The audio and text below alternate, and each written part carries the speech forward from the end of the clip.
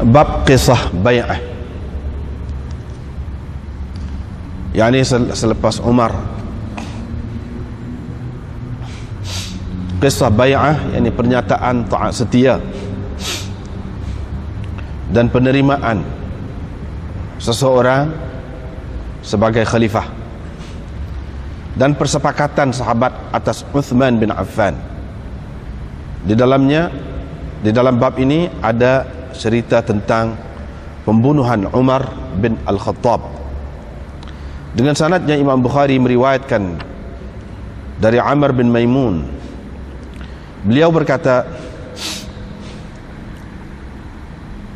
saya telah melihat Umar bin Al-Khattab beberapa hari sebelum beliau terkena tikaman di Madinah, berdiri di hadapan Hudzaifah dan Uthman bin Hunayf.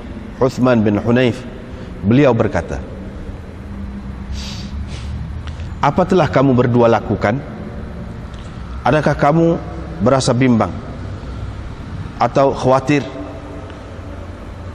Kamu telah membebankan kepada penduduk negeri itu sesuatu yang tidak mampu dipikulnya. Qala, mereka berdua berkata. Qala, perawi berkata, yakni Amr bin Maimun kata, qala, mereka berdua menjawab, yakni Hudzaifah dan Uthman bin Hunayf, hammalnaha, kami telah mengenakan ke atas penduduknya amran, yakni cukai ataupun jizyah yang mampu dipikul olehnya, yang mampu dipikul oleh mereka. Ma fiha kabiru fadlin, tidak banyak sangat. Ma fiha kabiru fadlin, tidaklah banyak sangat. Qala, Umar berkata, perhatikan, jangan sampai kamu berdua membebankan penduduk bumi itu sesuatu yang tidak mampu dipikul mereka. Qala, perawi berkata, qala, mereka berdua menjawab, yakni Hudzaifah dan Uthman bin Hunayf, la, tidak, yakni kami tidak membebankan mereka dengan sesuatu yang tidak mampu dipikul. Faqala Umar, setelah itu Umar berkata, kalau Allah memeliharaku, kalau Allah memanjangkan umurku, la in salimani, kalau Allah menyelamatkan aku, pasti aku akan melayani janda-janda dari kalangan penduduk Irak, sehingga mereka tidak lagi memerlukan kepada mana-mana lelaki pun sesudahku, yakni selain dariku, sesudahku, selepasku, yakni selain dariku. Qala, perawi berkata, yakni Amr bin Maimun, fama atat alaihi illa rabi'ah, hanya 4 malam berlalu setelah itu, terus beliau terkena tikaman. Qala, perawi berkata, pada ketika itu aku berdiri, tidak ada di antara aku dengan Umar, yakni yang memisahkan aku dengannya, kecuali Abdullah bin Abbas, yakni dalam sembahyang. Abdullah bin Abbas duduk dalam saf yang pertama, aku duduk dalam saf yang kedua. Itu maknanya. Ghadata usiba, pada pagi beliau terkena tikaman. Wa kana, kebiasaan beliau apabila lalu di antara dua saf, beliau akan berkata, betulkan, kamu betulkan, yakni saf kamu. Sehingga apabila beliau tidak lagi nampak apa-apa kecacatan yakni pada saf itu, beliau akan tampil ke hadapan dan bertakbir. Kadang-kadang beliau membaca surah Yusuf atau An-Nahl, atau surah yang lebih kurang sama panjang, lebih kurang panjangnya dengan surah yang tersebut tadi dalam rakaat yang pertama, sehingga atau supaya orang ramai dapat berkumpul, dapat berhimpun, yakni untuk bersembahyang bersama beliau. Sebaik sahaja beliau bertakbir, terus aku terdengar beliau berkata, dia telah membunuhku, atau anjing telah memakan aku. Ketika orang itu menikamnya, fatara al-il bisikin, Al-ilj maknanya orang ajam yang kafir itu pun berlari dengan segera dengan membawa pisau dzata tarafain yang mempunyai dua mata. La yamurru ala ahadin, tidak dia lalu di hadapan sesiapa pun, baik di sebelah kanan atau di sebelah kiri, melainkan ditikamnya, sehingga dia telah menikam 13 orang dan mati di antara mereka 7 orang, yakni kerana tikamannya. Apabila salah seorang Islam melihat, nampak dia dalam keadaan begitu, dia pun melontarkan, mencampakkan ke atasnya burnus, yakni satu kain baju yang panjang sekali dengan tudung kepala. Tudung kepala itu burnus. Dia pun campakkan kain itu ke atas orang tadi. Apabila si kafir itu yakin, sudah yakin bahawa dia akan ditangkap, dia pun menyembelih dirinya sendiri. Dia pun menyembelih dirinya sendiri. Umar pula memegang tangan Abdurrahman bin Auf dan menampilkannya ke hadapan. Orang-orang yang berada di belakang Umar, berdekatan dengan Umar, dia telah nampak apa yang aku nampak, kata perawi ini. Adapun orang-orang yang berada di penjuru masjid, di bahagian masjid yang jauh, mereka tidak mengetahui, selain dari mereka kehilangan suara, yakni mereka tidak mendengar suara Umar, dan mereka mengucapkan subhanallah, subhanallah, yakni hak jauh-jauh tu. Abdurrahman pun menjadi imam kepada mereka dengan bersembahyang ringkas. Falamman sarafu, apabila mereka selesai bersembahyang, qala, Umar berkata, wahai Ibnu Abbas, perhatikan siapa membunuhku. Fajala sa'atan, Ibnu Abbas pun pergi ke sana kemari seketika. Kemudian dia datang. Dia pun berkata, hamba Mughirah. Qala, Umar berkata, as-sana', tukang itukah? Tukang itukah? Qala, Ibnu Abbas menjawab, ya, tukang itulah. Qala, qatalahu Allah, semoga Allah membinasakannya. Laqad amartu bihi ma'rufan, sebenarnya saya telah menyuruhnya, saya telah menyuruhnya dengan sesuatu yang baik. Segala puji bagi Allah yang tidak menjadikan kematianku di tangan seorang yang mendakwa Islam. Engkaulah dengan ayahmu suka sangat orang-orang kafir itu ramai di Madinah ini. Dia kata, Abbas, yakni ayah kepada Ibnu Abbas tu adalah orang yang paling ramai dari kalangan mereka hambanya. Jadi hamba ni di kalangan orang-orang bangsa asing lah. Faqala, Ibnu Abbas berkata, kalau engkau mahu aku lakukan, yakni kalau engkau mahu aku bunuh, kami akan bunuh mereka. Umar berkata, tak betul itu. Apakah setelah mereka dapat bercakap dengan bahasa kamu dan telah bersembahyang dengan menghadap ke arah kiblatmu dan berhaji seperti hajimu, apakah kamu akan membunuh? Itu tak betul lah. Beliau pun diangkat ke rumahnya, kami pun berjalan bersamanya, yakni mengiringinya lah. Wa ka'annan nas, seolah-olahnya para sahabat belum ditimpa apa-apa musibah sebelum itu. Maknanya sedih sangatlah, macam tak pernah mengalami apa-apa bencana sebelum itu.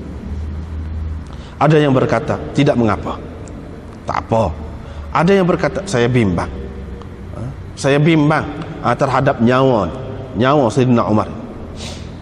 Kemudian dibawakan Nabi. Umar pun minum, dan air Nabi itu terkeluar dari perutnya. Kemudian dibawakan pula susu, dia pun minum, terkeluar juga susu itu dari perutnya. Mereka pun yakinlah bahawa dia akan mati. Kami pun masuk menemuinya. Orang ramai juga masuk, datang. Mereka mula memuji-mujinya. Dalam pada itu datang seorang pemuda. Dia berkata, terimalah berita gembira, wahai Amirul Mukminin, dari Allah untukmu. kerana engkau telah bersahabat dengan Rasulullah sallallahu alaihi wasallam, engkau telah lama memeluk agama Islam seperti yang engkau maklum. Kemudian engkau dilantik menjadi pemerintah, engkau berlaku adil.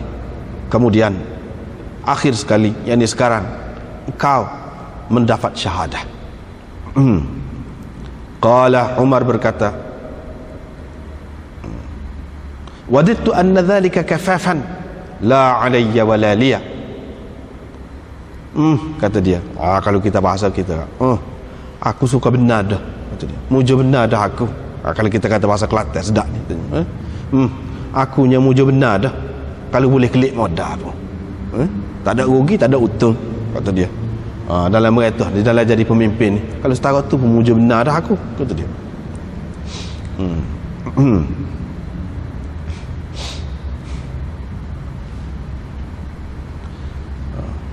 Ingin sekali aku kalau pemerintahanku hanya mengembalikan modalku, tidak aku mendapat rugi dan tidak aku mendapat untung.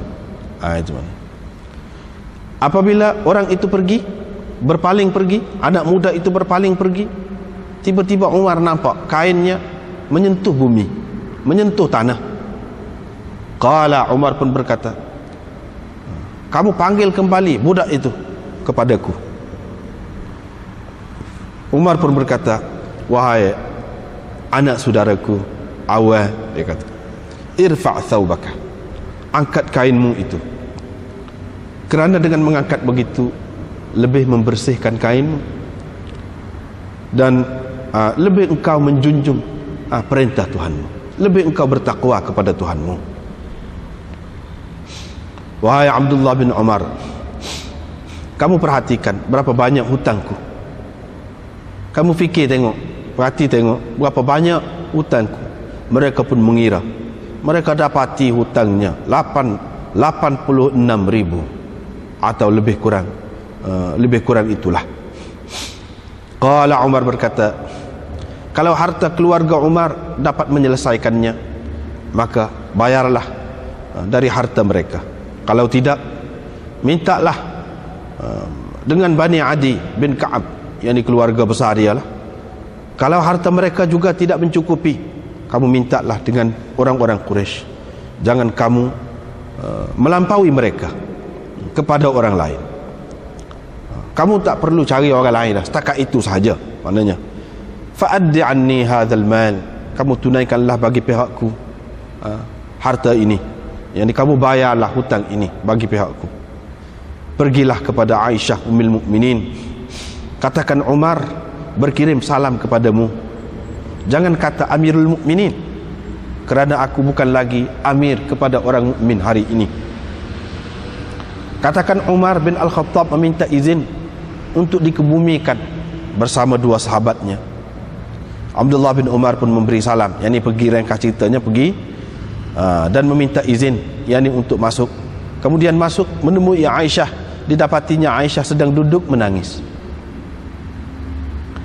Ibnu Umar pun berkata, Umar bin Al-Khattab berkirim salam kepadamu dan dia meminta izin agar dikebumikan dia bersama dua sahabatnya.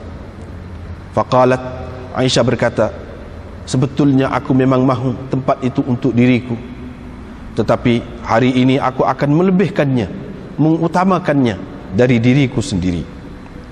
Falamma aqbala, apabila Ibnu Umar kembali, orang berkata, itu pun Abdullah bin Umar telah datang.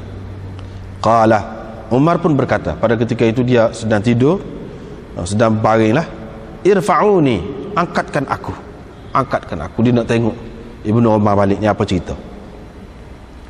Maka ada seseorang menyandarkan dia ke belakang, menyandarkan belakangnya kepada dia lah. Orang pun angkat dia. Asnadahu rajulun ilaihi, ada seseorang menyandarkannya kepadanya. Faqala, Sayyidina Umar pun berkata, apa cerita? Ma ladaik, apa cerita?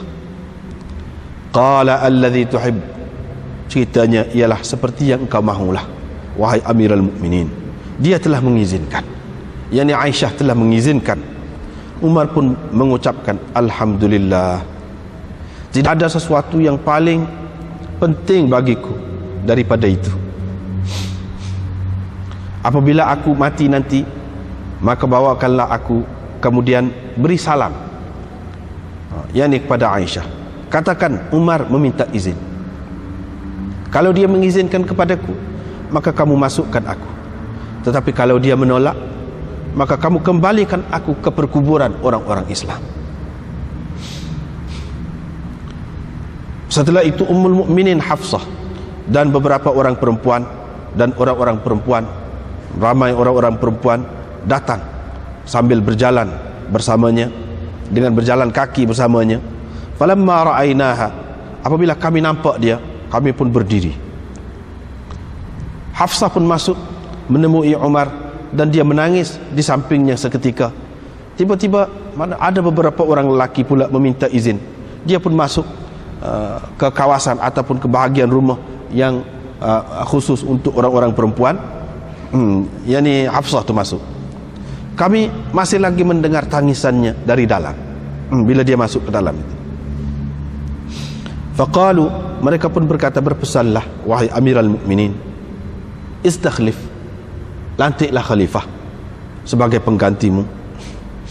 Qala, Umar berkata, aku tidak dapati orang lain yang lebih berhak dari mereka ini, dari orang-orang ini, yaitu orang-orang yang Rasulullah sallallahu alaihi wasallam wafat dalam keadaan baginda senang hati dengannya, senang hati dengan mereka, baginda berpuas hati dengan mereka.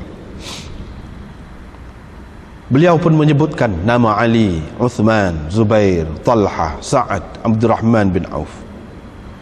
Ali, Uthman, Zubair, Talha, Sa'ad, Abdurrahman bin Auf. Wa qala, dan beliau berkata, biar Abdullah bin Umar menjadi saksi kepada kamu, tetapi dia tidak ada hak.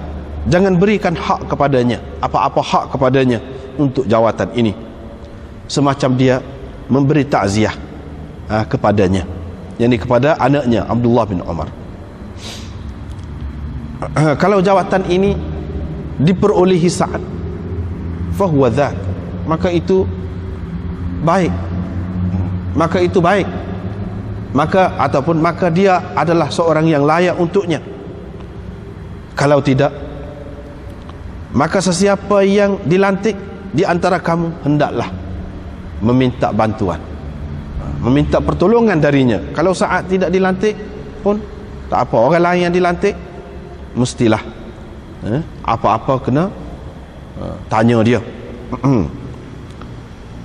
Sebenarnya saya tidak melucutkan jawatannya kerana kelemahan, apa-apa kelemahan ataupun pengkhianatan yang dilakukannya. Yani ya Sa'ad itu, berkenaan dengan Sa'ad dia kata. Wa qala, dan beliau berkata, aku berpesan kepada khalifah sesudahku supaya menjaga orang-orang muhajirin al-awwalin, supaya dia mengakui hak mereka, mengiktiraf hak mereka dan menjaga kehormatan mereka. Aku berpesan kepadanya supaya menjaga dengan sebaik-baiknya orang-orang Ansar, yaitu orang-orang yang menduduki Madinah ini dan beriman di Madinah ini, agar diterima daripada orang yang baik, agar diterima, yakni dihargai sesuatu yang baik yang dilakukan oleh sesiapa di antara mereka, dan agar dimaafkan sesuatu kesalahan yang berlaku dari mereka. Aku berpesan kepada khalifah sesudahku supaya menjaga dengan baik penduduk-penduduk di negeri-negeri lain, kerana mereka adalah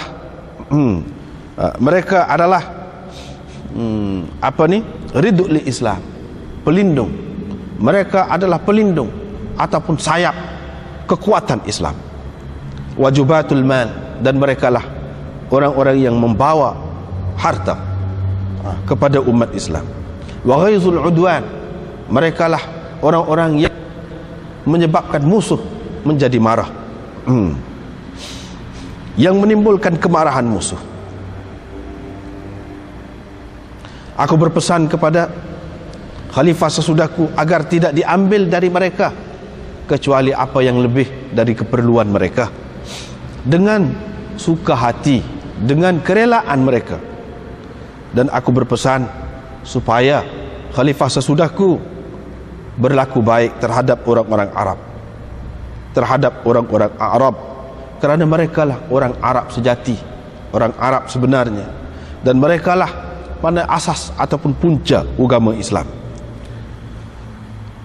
Aku berpesan agar tidak diambil dari mereka harta-harta mereka yang lebih-lebih, bukan ambil yang harta mereka yang mereka perlukan, tetapi hawashi, yakni yang bukan harta mereka yang terbaik lah, hak lebih-lebih.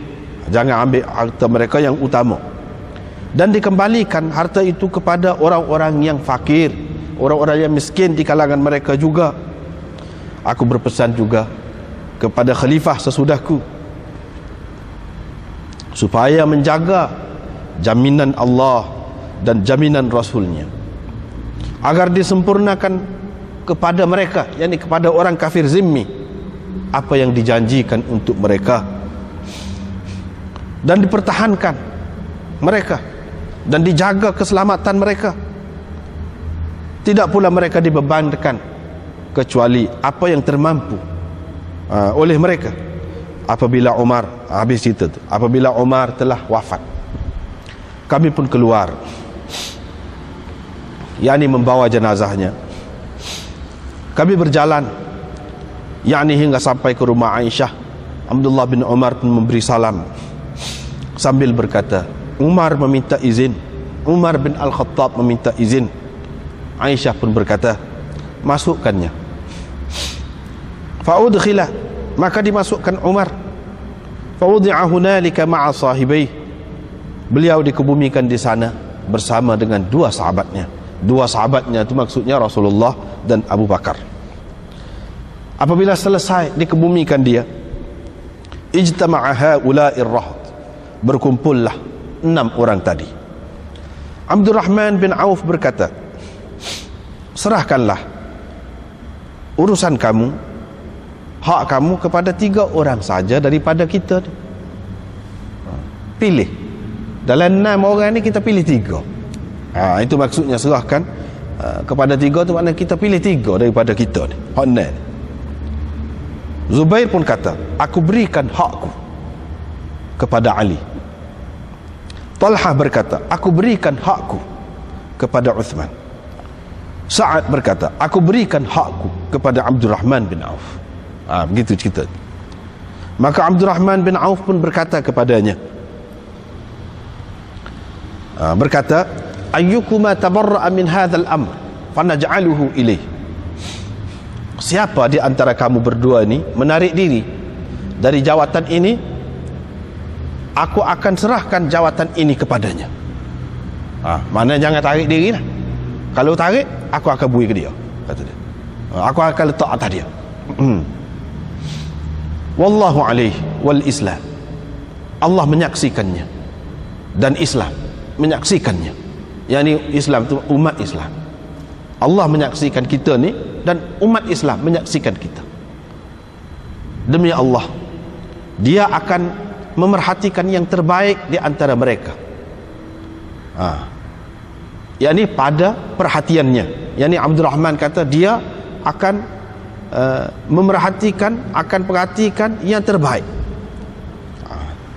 Faus kita syekhan, kata-katanya membuatkan 2 orang syekh itu, yani Ali dan Uthman, terdiam. Tak kata, tak tarik lah. Kalau tarik, serah ke dia pula. Senyap.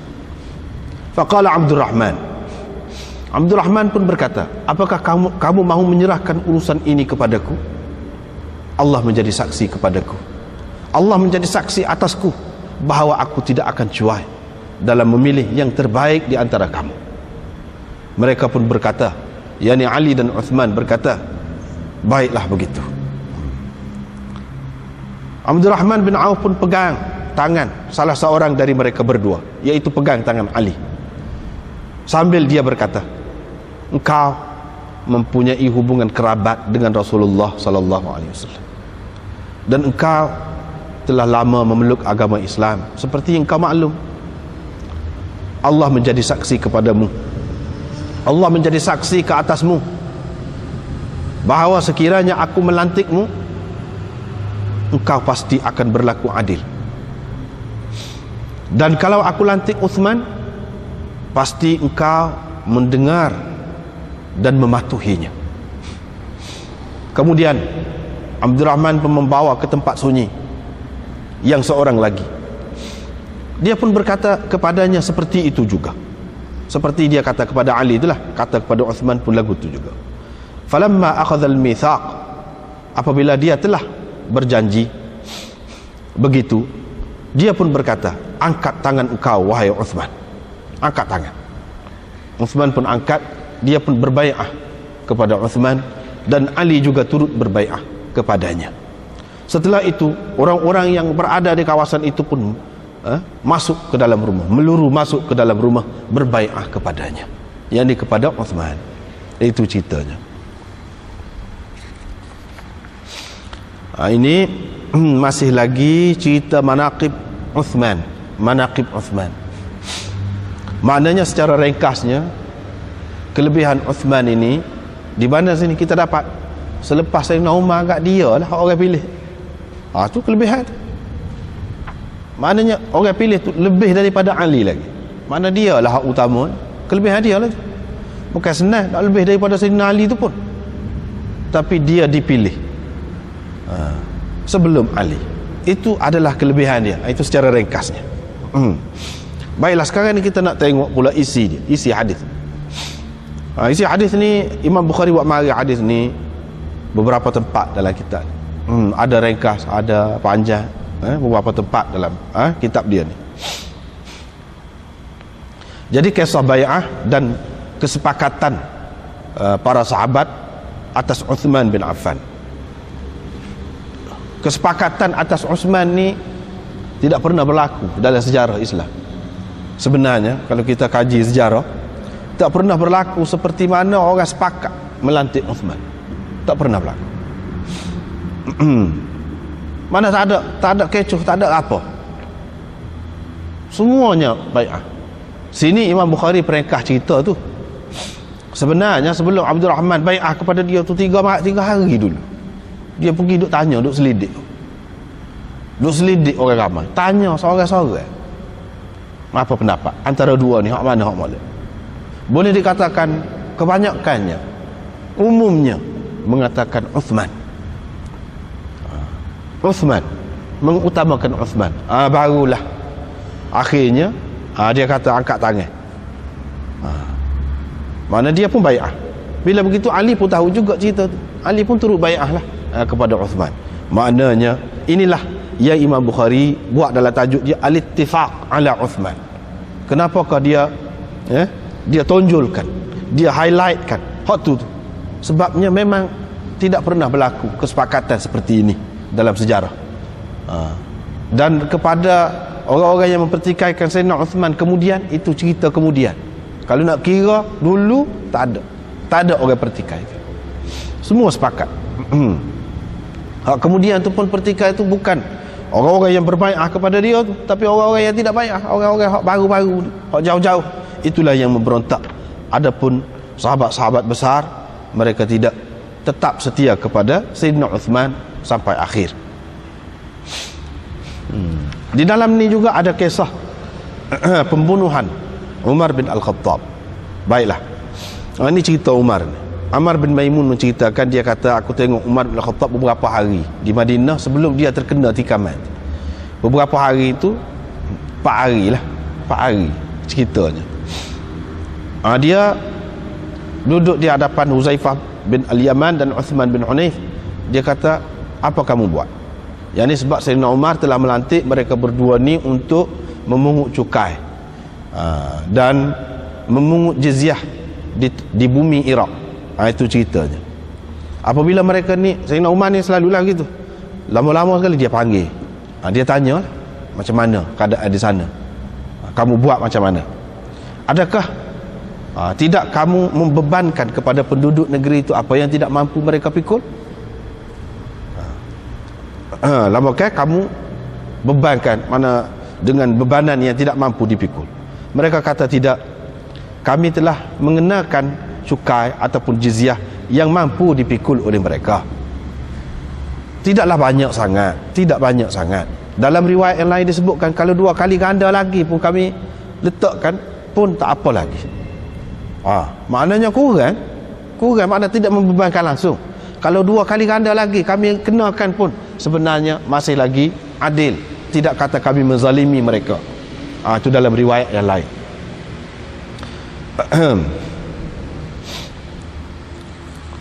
Sayyidina Umar pun suruh fikir semula. Fikir, kata dia, tengok semula. Takut-takut kamu membebankan mereka dengan sesuatu yang tidak mampu dipikul oleh mereka. Fikir lagi, tengok dulu. Mereka kata tidak, memang tidak dah. Tidak buat nyaya dah, orang kata. Betul dah tu. Tak apalah kalau lagu tu. Sayyidina Umar pun kata baiklah, tak apalah. Kalaulah aku ni panjang umur, kata dia. Dia kata, kalaulah Allah memanjangkan umurku, aku tak akan biarkan janda-janda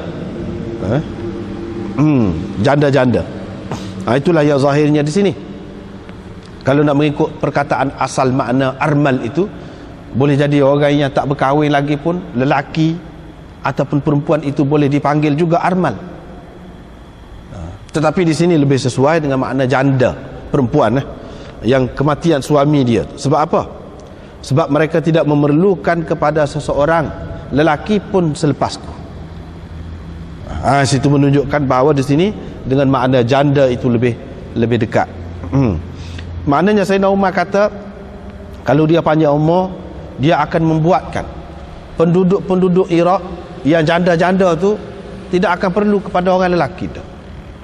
Maknanya yang perlu kepada orang lelaki ini nak tanggung, nak nafkah, nak begitu begini, nak perlindungan, nak keselamatan, nak jaminan damai dia, kedamaian dia tu. Sebab pada masa itunya di Iraq ni banyak berlaku kekacauan.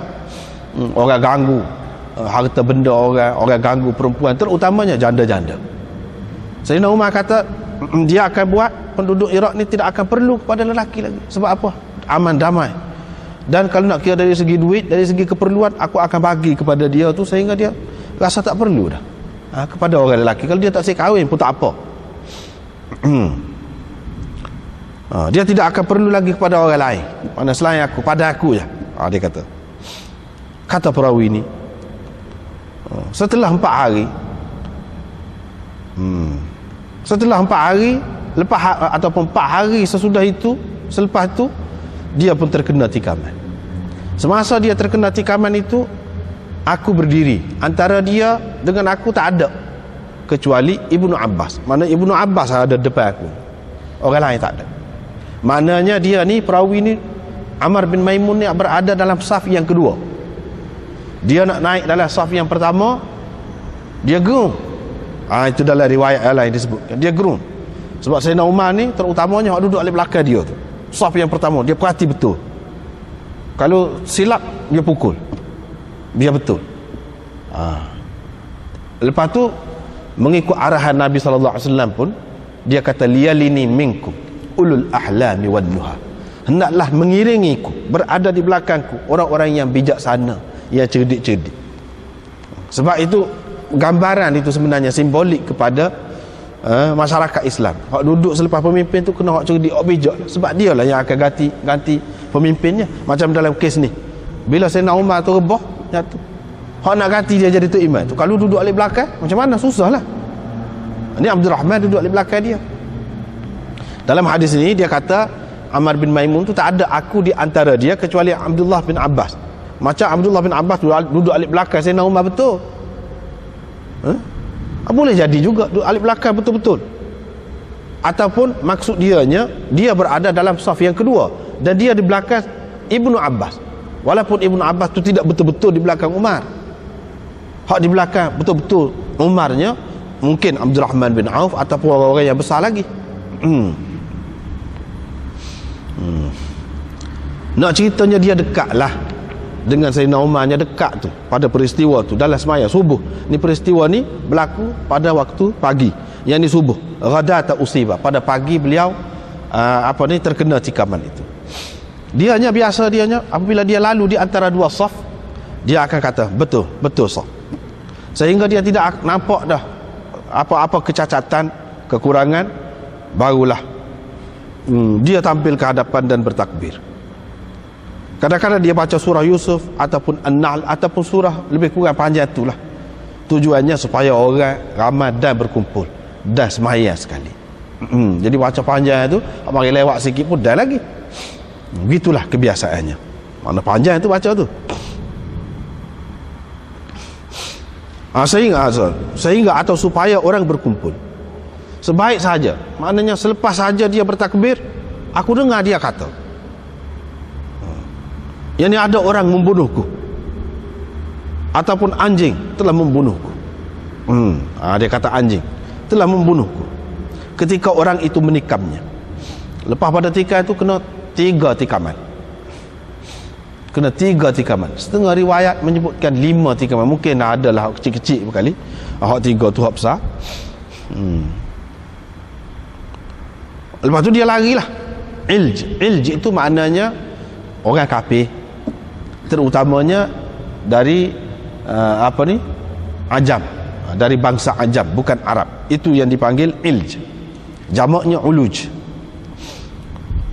Dia terbang, maknanya lari dengan segera dengan pisau dia tu yang mempunyai 2 mata. Pisau dia tu tidak dia lalu sebelah kanan, kalau alik kanan pun kewak lah kita kata. Dengan pisau tu kena 13 orang, mati 7 orang. Mati 7 orang.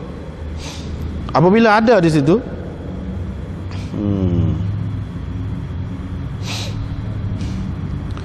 apabila salah, pasal dia gelap subuh ni, dia gelap lagi, tak berapa nampak lah. Dalam keadaan gelap tak berapa nampak. Jadi ada seorang Islam nampak, dia pun lemparkan burnus ke atasnya. Burnus ni baju sejuk lah, terutamanya baju sejuk yang dipakai. Lepas tu kepala ni tudung sekali, dia bersambung dengan baju tu, kepala ni. Dia pun lempar hak tu, pegang bekah dia. Apabila berembahlah dulu maknanya, apabila si ilj itu, mana si kafir itu yakin bahawa dia akan ditangkap, dia pun sembelih diri dia sendiri. Dia sembelih, bunuh diri dia. Umar pun pegang tangan Abdurrahman bin Auf, dan mengemukakannya, membawanya ke hadapan, suruh dia pergi depan. Ini makna ganti dalam sembahyang. Istikhlaf dalam sembahyang. Begitu juga kalau tu imam batal sembahyang, dia boleh istikhlaf. Istikhlaf ni apa panggil? Minta orang lain ganti jadi tu imam. Boleh lah tu. Tak boleh jadi kucah. Ini simbolik kepada masyarakat Islam. Dia ada pemimpin, dia tak boleh tidak ada pemimpin. Kalau tak ada, mesti kena ganti selalu, ambil tempat dia. Sebab itulah Nabi SAW suruh duduk di belakang dia tu orang cerdik. Kalau tidak kan, pakai bertinggi tu lah, dia tak kerti nak buat apa. Ni pahal dah. Bila Sayyidina Umar pegang tangan dia tu, dia pun naik ke depan, dan semaya ringkas. Daripada sinilah orang-orang yang mengatakan bahawa darah tu tidak najis. Dia kata Sayyidina Umar tu tak apalah, dia tak semaya dah, berhenti dah, kecek dah. Abdurrahman bin Auf tu dia pegang, kira-kiranya darah berlumuran dah, takkan dia tak pegang, tepat dia kena tiket, nyata pegang juga. Lepas tu dia pegang Abdurrahman bin Auf tu, kenalah darahnya kira-kiranya. Situ. Itu di antara dalil bagi orang yang mengatakan darah tu kalau banyak pun tak apa. Dulu kita sudah bincang dah, sahabat yang dipanah ketika sembahyang tu dia terus sembahyang, Nabi SAW tak kata apa. Itulah sebab ada ulama mengatakan tak apa.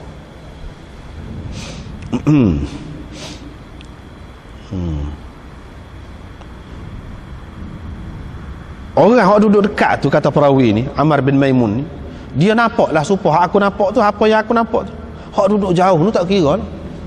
Dia perasaannya hak duduk jauh tu, tak ada suara Sayyidina Umar, senyap ni. Mana? Jadi masing-masing duk kata subhanallah, subhanallah. Tegur lah, kira-kiranya tegur, tak tahu apa cerita. Bila selesai sembahyang tu, Sayyidina Umar pun kata kepada Ibnu Abbas, tengok siapa dia bunuh aku, kata dia.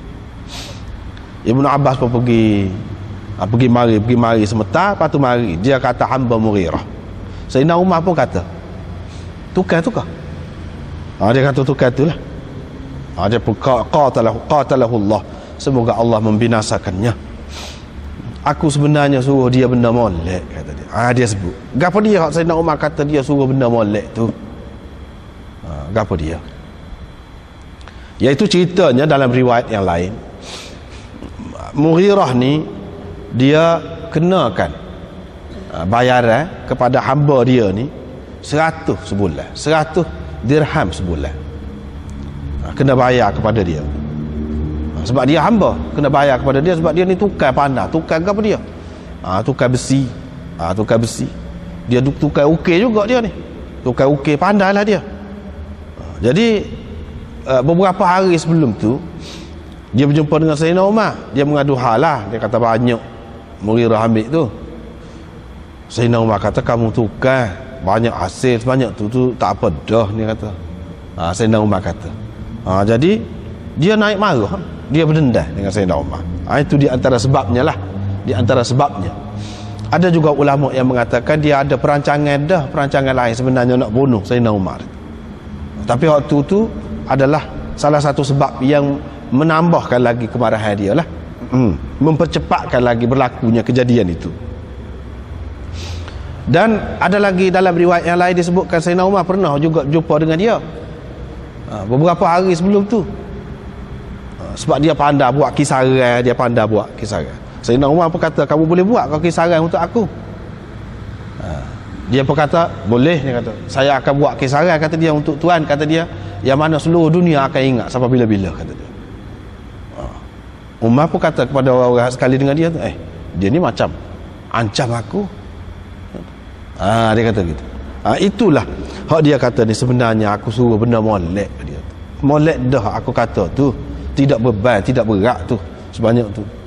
Itulah yang Sayyidina Umar kata. Walau bagaimanapun, alhamdulillah, kerana Allah tidak mematikan aku di tangan seorang yang mendakwa Islam. Sebab dia ni Abu Lu'lu'ah ni, dia majusi, beragama majusi,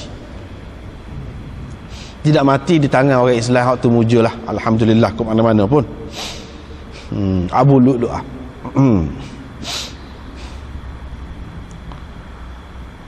Qad kunta, kau lah mulah, kata dia, dengan ayahmu suka sangat, kata dia. Biar orang-orang kafir ajam tu mari duduk di Madinah ni, dia apabila gitu, kadang-kadang gitu tubiklah macam-macamnya. Tubiklah. Itu di antara dia sebut mulah, kata dia, dengan ayahmu suka sangat. Puak-puak kafir ajam ni mari duduk di Madinah ni ramai-ramai. Ayah dia tu Abbas tu paling ramai lah hambanya. Hamba-hamba ni sebab dia berpunca daripada tawanan perang. Jadi orang kafir lah. Tidak semesti dia tu apabila menjadi tawanan tu masuk Islam, tak mesti.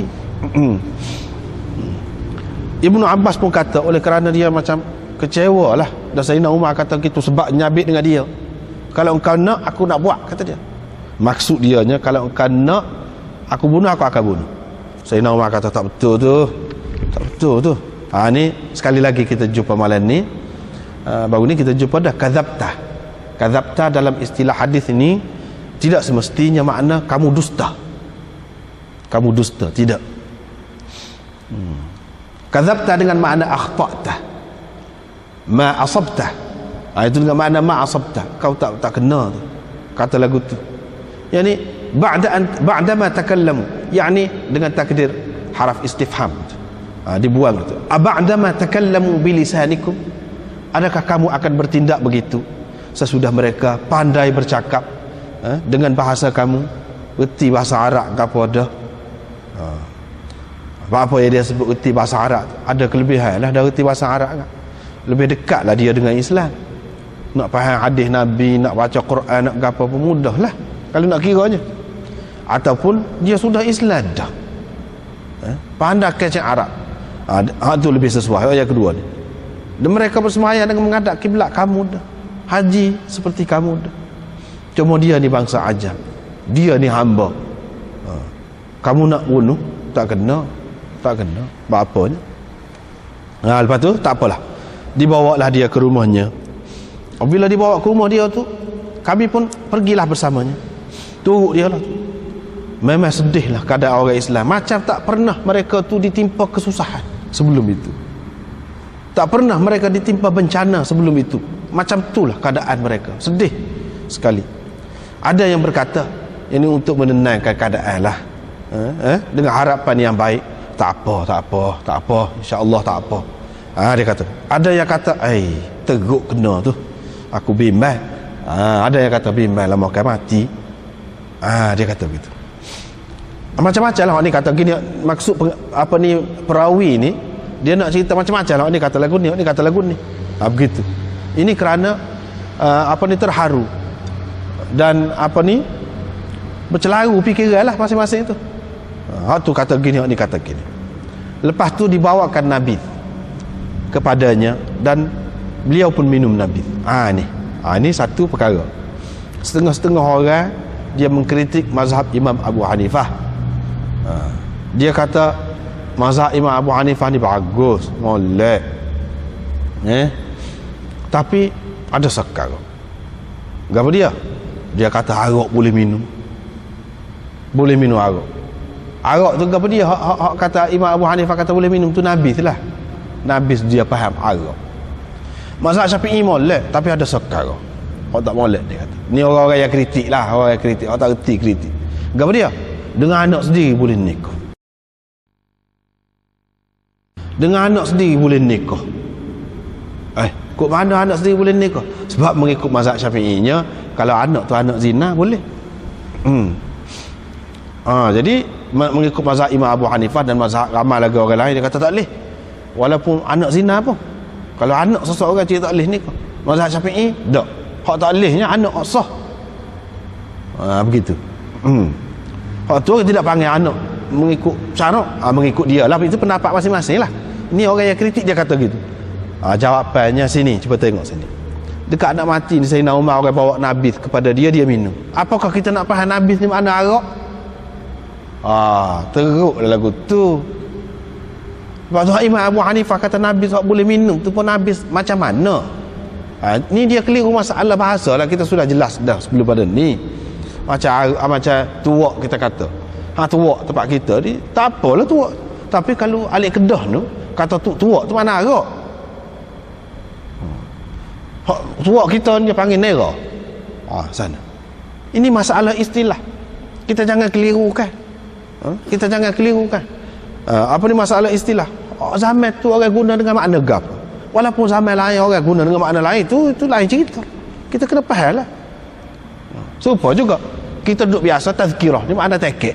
Kalau zaman baru ni bahasa Arab tazkirah. Kalla innaha tazkirah.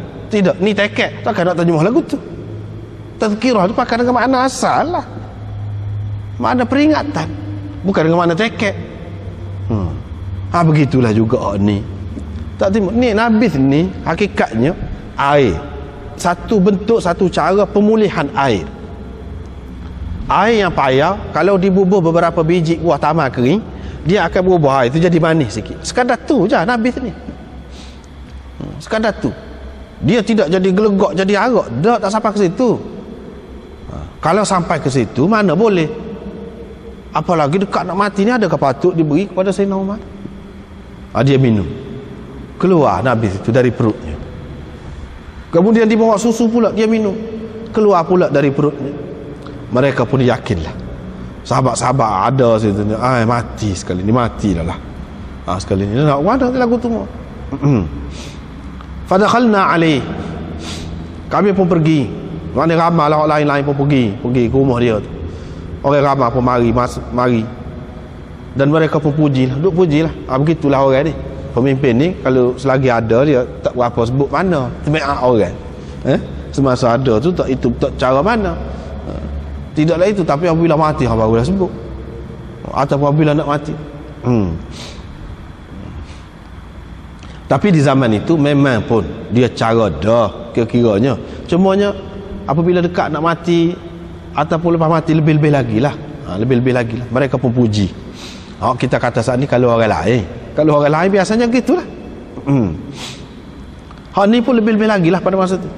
Tiba-tiba mari seorang muda, dia pun kata seperti tadi lah, kelebihan berita gembira ni daripada Allah. Bukan dia dapat wahyu, tidak, dia dapat tahu melalui Quran lah, melalui hadis. Maknanya sahabat ni ada kelebihan dia. Pangkau ni sahabat pula sahabat yang utama, orang yang dulu memeluk agama Islam, ada kelebihan dia. Memang kau dulu pemeluk agama Islam, ma qad alimta, seperti yang engkau maklum, seperti yang engkau sendiri tahu. Lepas tu engkau dilantik menjadi pemerintah, engkau berlaku adil, lepas tu pula mati syahid. Ini semua kan kelebihan belaka. Jadi orang sebut ni sebut gini ni sebagai nak menghiburkan hati dia lah, sebagai nak menghiburkan hati dia. Sebab kita pergi dekat orang sakit kat, kita kata tahur, insya-Allah, hak Nabi sallallahu alaihi wasallam ajar, iaitu mudah-mudahan menyucikan dosamu. Yang ni sakitmu ni tidak bukan bala, bukan Allah SWT tak kenal, bukan Allah murka kepada kamu, tidak, tapi mudah-mudahan menyucikan dosa kamu. Jadi dengan cara gitu menghiburkan hati dia. Nabi SAW ajar begitu. Nabi SAW bila pergi dekat orang sakit pun dia kata lagu tu. Hak ni pun begitu juga maknanya. Yang ni sebagai menghiburkan beliau lah. Dia pun kata soal memerintah tu, soal jawatan tu, kata dia, aku mujur benar lah, kata dia. Kalau hanya balik modal pun tak apa dah, kata dia. Aku tidak dapat untung, la alayya, aku tidak menanggung rugi, wala liyah, dan aku tidak mendapat untung pun tak apa, balik modal pun tak apa dah, mujur dah aku, mujur benar dah, setara tu pun tak apa. Maknanya dia cuba fikir, Sayyidina Umar ni seorang yang terkenal adil, seorang yang paling istimewa, pun dia takut dalam urusan pemerintahan di jawatan ni. Setara tu dia kata orang-orang lain kena fikirlah, orang-orang lain kena fikirlah, kena hitunglah diri sendiri. Sayyidina Umar ni lagu tu, padahal dia tu cukup adil dah, takut lagi kalau kelip modal pun tak apa dah. Takut-takutnya makan modal. Bila orang tu pergi, orang tu berpaling pergi, sebab orang ramai mari nak duduk lama-lama tak boleh lah, pergi. Bila orang tu pergi, tengok ni Sayyidina Umar ni buat ke dia tu kuat, terpegang dengan agama, dengan sunnah Nabi SAW. Bila dia pergi, dia tengok kain meleret budak tu, budak muda tu kain meleret. Dia kata panggil balik budak ni, sakit ni, tengah sakit ni, tak tahu bila nak mati ni kira-kira. Dia kata panggil balik budak tu. Orang pun panggil balik, dia kata akak kain sikit, kata dia. Kalau akak kain lagu tu tidak pangat punah kain tu. Untungnya satunya tidak pangat punah. Kalau duduk meleret tu kan, lama-lama dia jadi carilah bawah tu, ataupun jadi kotor. Jadi kotor. Kalau angkat, faedah dunianya. Apa dia? Faedah dunianya. Tahan lama lah kain tu. Itu makna anqa li thawbik, lebih menyucikan kainmu, mana tidak jadi cemar kain. Dan lebih bertakwa engkau kepada Tuhanmu, mana tidak ada sifat orang sombong. Sebab pada masa tu orang sombong ni lamban dia pakai kain labu-labu. Kalau kamu angkat, maknanya kamu tidak orang yang sombong, orang yang bertakwa kepada Allah. Itu keuntungannya, dua bentuk keuntungan yang dia bagi. Tengok ni Sayyidina Umar.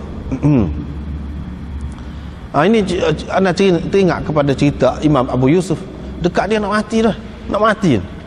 Ada saya dia duduk dekat, dia tanya lagi, bincang lagi masalah pekoh. Dia ni ahli pekoh, bincang lagi masalah pekoh. Orang tanya dia bincang lagi, lepas tu mati. Nak ceritanya. Jadi dia ni pun orang yang kuat pegang sunnah ni, tengok orang tu dalam keadaan sakit tu pun panggil balik. Lepas tu dia kata kepada anak dia Ibnu Umar, Abdullah bin Umar, Abdullah, kata dia, kamu perhatikan berapa hutang aku. Kira mari hutang 86,000 atau lebih kurang tu, banyak tu. 86,000 banyak tu. Lepas tu kalau kita tengok dalam riwayat lain, apa ya banyak hutang. Sayyidina Umar ni dia banyak hutang ni, dia buat kebajikan banyak.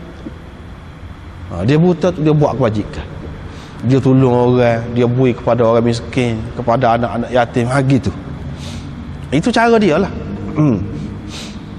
Dia kata kalaulah hutang itu dapat diselesaikan dengan harta benda keluarga kita dekat ni, tak apa, bayar dengan tu. Kalau tak cukup lagi, Bani Adi, sebab Bani Adi ni keturunan dia besar lah, keluarga besar ni. minta dengan demo tu. Kita kata apa nak minta mudah-mudah, dia tidak. Keluarga dia ni pada masa tu sistem dia tu kemah. Sebab itulah dalam undang-undang jenayah Islam ni dia ada orang panggil aqilah. Aqilah ni mana keluarga orang yang membunuh seseorang itu dengan tersalah, dia kena bayar diat. Yang kena bayar diat ni siapa? Keluarga dia. Sebab apa? Sebab kalau dapat keuntungan, dapat apa pun, dia juga, keluarga tu juga daripada seseorang. Keutamaan itu ada kepada dia. Kalau tak cukup juga, tanya, minta dengan orang Quraisy. Minta tu pula kira-kiranya minta sebagai bantuan kau lagu mana kau, jangan melarat sampai kepada orang lain lah, pada sekat tu lah kata dia. Lepas tu bayarlah kata dia, hutang ni bayar. Lepas tu di antaranya dia sebut lagi, pergi jumpa dengan Aisyah Ummul Mukminin, kira salam ke dia.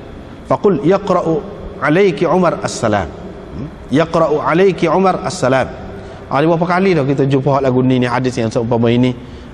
Sebab ada orang kita, kalau lah dia ni nak kira salam, dia kata assalamualaikum. Kira salam saya kepada dia, tak payah kata lagu tu.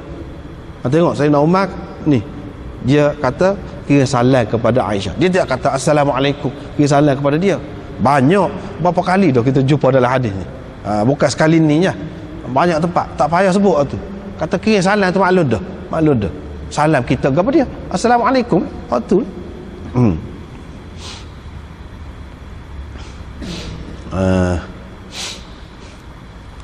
Mu jangan kata Amirul Mukminin, kira salam. Mu kata Umar, kira salam. Sebab apa? Aku tidak Amir dah, tidak ketua orang-orang mukmin dah hari ni, kata dia. Tak boleh nak apa dah. Maknanya gitu. Dan katakan Umar minta izin untuk dikebumikan bersama dengan dua sahabatnya. Pasal apa? Tanah tu tanah Aisyah. Minta izin. Minta izin tu, tanah tu kubur Nabi SAW tu dalam rumah Aisyah. Sebab tu minta izin.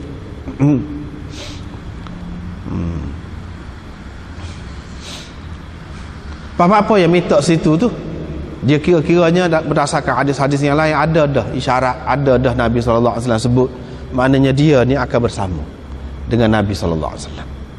Dah kita kata dah ada sebut dah, apa yang minta izin lagi? Mungkin Aisyah tidak tahu ke, mungkin hak tu perlu dijaga juga, hak dia, dah hak dia kena minta izin juga.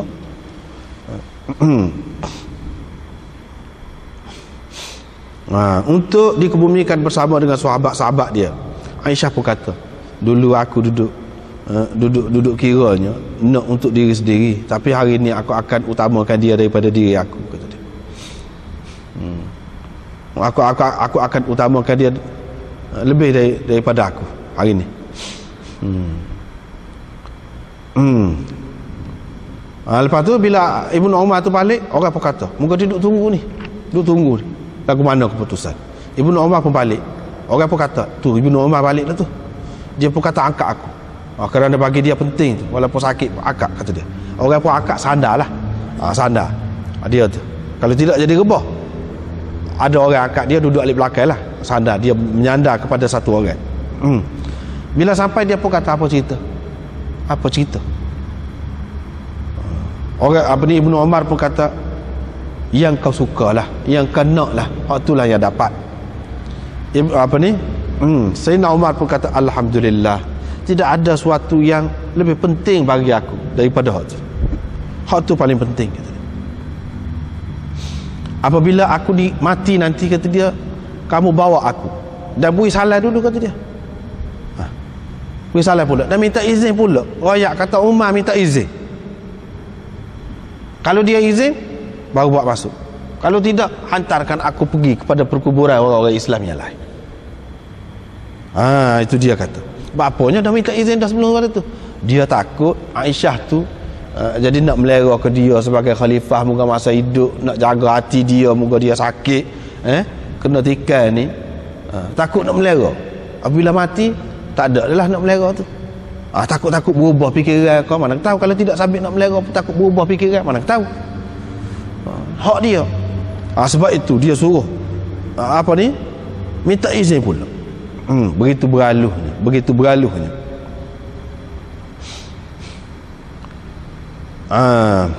Jadi di perkuburan tu, kuburan Nabi dekat Nabi sallallahu alaihi wasallam tu ada ni lah 3 orang ni lah saja. Sampai sekarang ni pun 3 orang ni. Orang lain tak ada. Ada pun Aisyah dan isteri-isteri Nabi sallallahu alaihi wasallam yang lain, sahabat-sahabat yang lain, semuanya duduk di Baqi. Itu perkuburan Baqi. Perkuburan Baqi. Dan perkuburan Baqi itu sudah berlaku banyak perubahan lah, berubahnya kubur tu. Kerana banjir, kerana ribut, kerana hujan dan sebagainya, banyak berubah. Lepas pada tu ada juga dalam sejarahnya lah orang letak tanda ni orang ni, sahabat ni. Sebenarnya itu tidak tepat dah tu, tidak tepat dah, banyak dah berubah. Dan kemudiannya tidak ada tanda, tak tepat. Hak sebenarnya tak boleh nak kata, tapi dalam kawasan tu, kubur-kubur sahabat itu. Lepas tu Hafsah pun mari dengan beberapa orang perempuan berjalan bersama dia. Bila kami nampak dia duduk dekat dia, kami pun bangunlah, beri peluang kepada dia masuk. Dia pun masuk. Bila masuk dia pun menangis seketika dekat ayah dia, Sayyidina Umar. Menangis. Yang ni Sayyidina Umar tak larang pun, sebab menangis tu tak apa, sekadar menangis gitu. Hak tak bolehnya meratak, meraung, itu yang tak boleh. Lepas pada tu ada pula beberapa orang pula lelaki mari minta izin pula.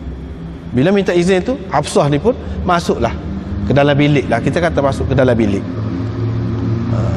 Orang lain pun masuklah, sebab ruai tadi tu ruai di luar lah kira-kiranya. Hafsah pun masuk ke dalam. Masuk tempat orang perempuan lah kira-kiranya. Tetapi kata perawi ni, kami masih dengar lagi tangisan dia daripada dalam. Masih dengar lagi tangisan. Mereka pun kata, ini sahabat-sahabat ada ni kata, pesanlah gapa-gapa wahai Amirul Mukminin, lantiklah sesiapa sebagai khalifah. Mana keadaan dia sudah tenang ni. Dia pun kata, bila begitu Nabi SAW pada ketika dia wafat, dia tidak ada lantik siapa-siapa.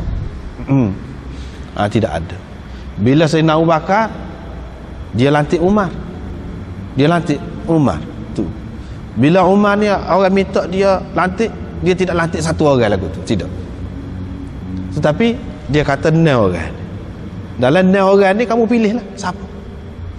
Hak ni lah yang paling berhak, yang paling layak untuk memegang jawatan ini, iaitu orang-orang yang Rasulullah wafat dalam keadaan baginda puas hati dengan mereka. Dia pun sebutlah siapa dia hak ni. Sebut Ali, Uthman, Zubair, Talha, Sa'ad, Abdurrahman bin Auf. Tapi kata dia, Abdullah bin Umar, biar dia jadi saksi lah, biar dia ada. Jadi kalau kamu berselisih ke apa, biar dia putuskan. Seseolahnya dia kata begitu sebagai takziah, ucapan takziah lah untuknya, sebagai menghiburkan hati dia. Dan dia kata, dia tidak akan ada hak apa-apa. Mana jangan lantik dia sebagai khalifah. Walau bagaimanapun jangan ketepikan dia.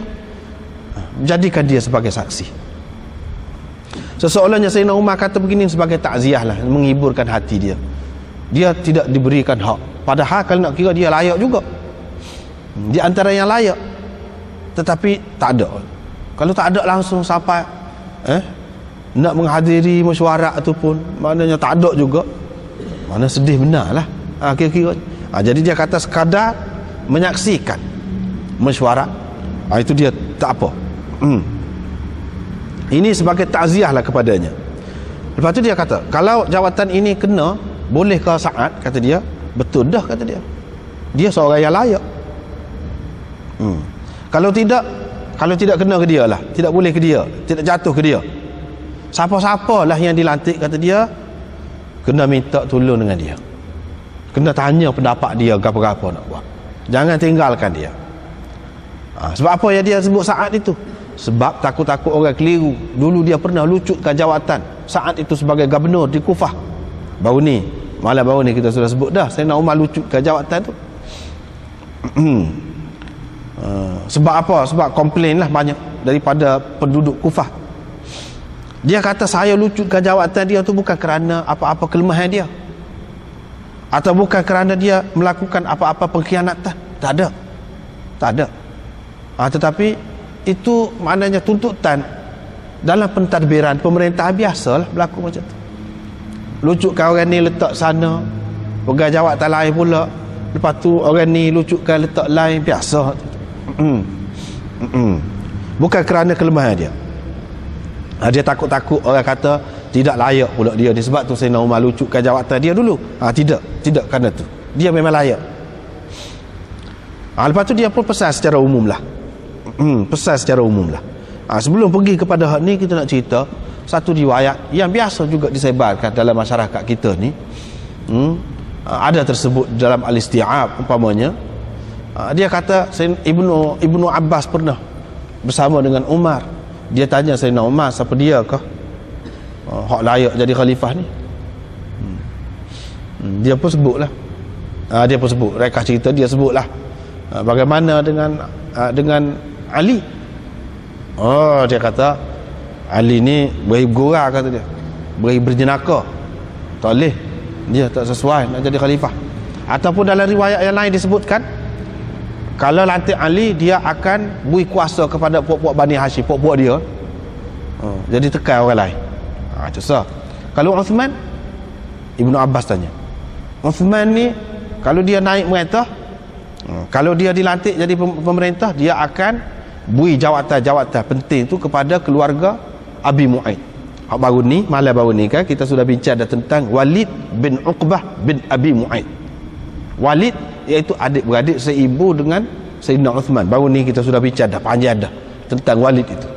Jadi keluarga Abi Mu'aid ni anak beranak dia lah, anak beranak Abi Mu'aid. Dia akan beri jawatan-jawatan penting kepada demon ni, dan demon ni akan bertindak zalim terhadap orang ramai, kata Sayyidina Umar. Kemudian dia tanya lagi, kalau Talhah lagu mana? Talhah tak boleh, dia kata. Talhah ni dia sombong, takabur dia, takabur. Sayyidina Umar kata. Kalau Zubair lagu mana? Zubair pun tak boleh juga, dia kerana lebih kurang timbangan sukatan pun dia akan pukul orang sahaja. Sayyidina Umar kata, dia ni kerah. Kalau Sa'ad lagu mana? Ibnu Abbas tanya, Sa'ad ni dia pandai perang, dia kata. Perang boleh serah ke dia, tapi kalau nak merintah ni tak boleh. Abdul Rahman bin Auf lagu mana? Dia tanya. Abdul Rahman bin Auf ni bagus orangnya, tapi dalam hal ini dia lemah, Sayyidina Umar kata. Riwayat siapa tu? Riwayat Ibnu Ishaq lah, hijab yang lagu tu. Lepas tu kalau kita kata kan orang yang tak faham ni, dia mungkin dia tak tahu nak mana, dia tidak tahu cerita Ibnu Ishaq ni. Kalau nak sebut boleh tahan, nak sebut banyak benar Ibnu Ishaq ni. Kalau Allah keburuk sahabat ni jadi benar. Sebab apa? Mungkin dia Syiah. Apa tidak lagu tu? Barulah kita nampak. Sedangkan dalam Bukhari ni, cuba tengok tentang Sa'ad, di tempat yang lain Sayyidina Umar sebut baik belakang orang tadi. Walaupun sebut Sayyidina Ali tu beri gora, berjenaka, molek kau lagu tu. Patut ke seorang yang warak, seorang yang alim, seorang yang takut kepada Tuhan ni duduk berjenaka lagu tu? Tak sesuai tu, tak sesuai. Sayyidina Ali pun tak molek juga, nampak situ. Bukan apa ni orang-orang lain tak molek, Sayyidina Ali pun tak molek juga. Kalau kita tengok dalam riwayat, nampaklah cerita-cerita seperti ini direka-reka oleh musuh-musuh. Dah kalau Nabi SAW senang hati, puas hati, berapa ramai sahabat ni, Nabi SAW puas hati, Sayyidina Umar kata dengan hendak orang. Takkan Nabi SAW nak puas hati orang hak lemah, orang hak kurang, tak benar sabar tu. Riwayat yang sahih menolak benda tu. Tak payah cerita-cerita macam tu. Lepas tu dia pesan kepada khalifah sesudahku supaya buat baik dengan puak-puak muhajirin al-awwalin, biar akui, biar sedar tentang hak mereka, jaga kehormatan mereka. Orang-orang Ansar pula buat baik dengan orang Ansar, sebab mereka inilah orang yang menyambut Islam ini. Lepas tu kalau orang-orang mereka buat baik, hargai kebaikan mereka itu, jangan buat tak tahu, jangan, hargai. Kalau ada puak-puak mereka tersalah, tersasul, kena maafkan, jangan mudah-mudah nak ambil salah. Lepas tu penduduk-penduduk negeri lain pun lagu tu juga, sebab Islam sudah luas pada masa itu. Yang menghadap musuhnya bukan hak duduk di Madinah ni, hak duduk jauh-jauh di tepi-tepi ni, yang bersempadan dengan negeri-negeri kafir ni. Mereka inilah penghadang. penghadang Islam, penjaga Islam, atau penolong Islam, ataupun sayap kekuatan Islam, itu makna ridul Islam. Dan mereka lah yang membawa harta. Yang ni apabila perang keluar lagi negara tu boleh kepada Islam, maka dapat jizyah, dapat ghanimah, apa buat mari kepada pemerintah. Kita kena jaga puak-puak ni. Dan musuh-musuh sangat marah kepada puak-puak ni, sebab puak-puak ni lah yang perang dengan mereka. Walaupun mereka ini bukan sahabat, bukan apa pun, kita kena jaga mereka. Lepas tu jangan diambil sewenang-wenang hak mereka, kena ambil hak lebih daripada keperluan mereka sahaja. Jangan ambil dengan sukarela mereka, dengan suka hati mereka. Janganlah ambil tu hak keperluan mereka, hak asas, keperluan asas mereka. Jangan begitu. Lepas tu orang-orang Arab, hak ulu-ulu, hak lewat masuk Islam itu pun kena buat baik juga, sebab mereka itu orang Arab. Dan bangsa Arab ni lah maknanya asas Islam. Hendaklah diambil daripada harta mereka itu yang lebih-lebih, hak lebih-lebih. Jangan diambil mana harta yang terpilih. Maknanya ambil hak lebih-lebih, sudahlah. Lepas tu diberikan kepada orang fakir di kalangan mereka pula.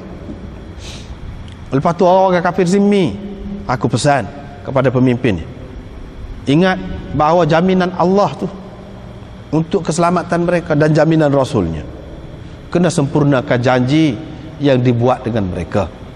Jaga orang kafir yang duduk dalam negara Islam itu, jangan bertindak zalim terhadap mereka, dan kena bela, jaga keselamatan mereka. An yuqatala min waraihim, hendaklah dijaga keselamatan mereka. Kalau orang ceroboh mereka, kita kena kawal, jaga mereka. Dan jangan bebankan mereka lebih daripada kemampuan mereka. Ini pesanan Sayyidina Umar ni kepada pemimpin selepasnya. Siapa-siapa pun yang dilantik kena jaga ni. Lepas tu bila Sayyidina Umar ini mati, kami pun keluarlah. Pergi seperti dia suruh tadilah. Bila pergi, Ibnu Umar pun minta izin pula. Dia kata Umar bin Al-Khattab minta izin nak masuk. Aisyah pun kata buat masuklah. Apabila dibuat masuk, dikebumikanlah dia di sana bersama dengan dua sahabatnya. Maksud dua sahabat itu Nabi SAW dengan Sayyidina Abi Bakar. Apabila selesai dikebumikan dia, ijtama'a haula'ir rah. Ni puak henal orang tadi tu, yang dipesan oleh Sayyidina Umar, berkumpul. Abdul Rahman bin Auf pun kata, senang cerita lagu ni. Ni orang lagu ni ke hak lemah ni, orang panggil hak lemah ni, boleh jadi pengurusi pula tu. Sini ni makna jadi pengurusi lah dia. Tiba-tiba riwayat Ibnu Ishaq tu kata Abdul Rahman bin Auf ni lemah. Kalau lemah, macam mana yang lain boleh terima dia ni sebagai pengurusi? Dia kata kita pilih 3 lah. Payah ni kalau nak itu, pilih 3 daripada kita. Maka apabila dia kata begitu, Zubair pun kata, aku berikan hakku kepada Ali. Yani hak aku berikan kepada Ali. Tak apa. Talhah kata, aku berikan hakku kepada Uthman. Hak ni lah riwayat Ibnu Ishaq tu kata sombong. Sombong lagu mana? Dia serah hak dia kepada orang. Ini mana merendah diri. Aku serahkan hakku kepada Uthman. Sa'ad pula kata, aku serahkan hakku kepada Abdul Rahman bin Auf. Takkan ini nak serah kepada hak lemah? Tak benar sabar. Itulah sebabnya dalam riwayat ni yang pentingnya kita ngaji hak sahih ni, baru kita tahu. Lepas tu kita jumpa hak dhaif, hak canggah tu, kita boleh nilai dengan sendiri. Seseolahnya Ibnu Ishaq nak rakyat, hak orang hak Nabi SAW kenal tepus setara tu je perangai. Hak lain tak tahu. Apa kesan dia tu lagu mana? Kesan dia nampak gitu ya.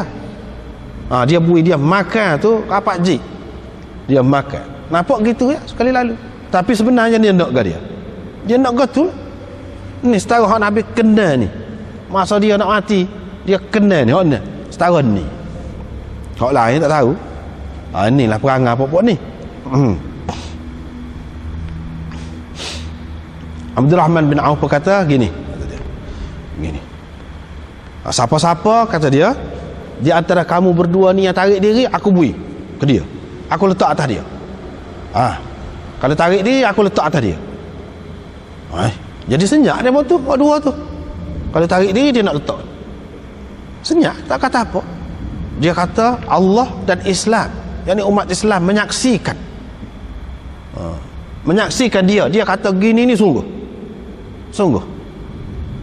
Allah dan umat Islam menyaksikan bahawa aku kata lagu ni sungguh. Dan aku akan pilih yang terbaik. Kata Abdul Rahman. Maknanya tinggi kedudukan Abdul Rahman tu. Nak menentukan dua orang. Dia. Lemah lagu ni. Senyaplah dua orang tua tu. Dua orang tua yang dimaksudkan itu Uthman dan Ali. Abdul Rahman pun kata, atau adakah kamu akan menyerahkan urusan ini kepadaku? Allah menjadi saksi kepadaku bahawa aku tidak akan cuai dalam memilih siapakah yang terbaik di antara kamu. Hak dua tu pun kata, baiklah, gitulah moleknya.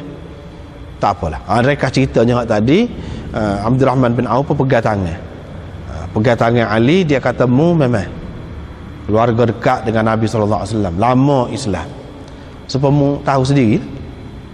Tetapi Allah jadi saksi, kata dia, ke atasmu. Kalau aku lantik engkau, engkau mestilah berlaku adil. Dan kalau aku lantik Uthman, katakanlah aku lantik Uthman, pengurusi ni sabna ni kedudukan dia. Cuba kita perhati sini, siapa tahu tu dalam riwayat Ibnu Ishaq tu kata lemah. Kalau aku lantik Uthman, kamu mesti kena dengar perintah dia, kamu mesti kena patuh kepadanya.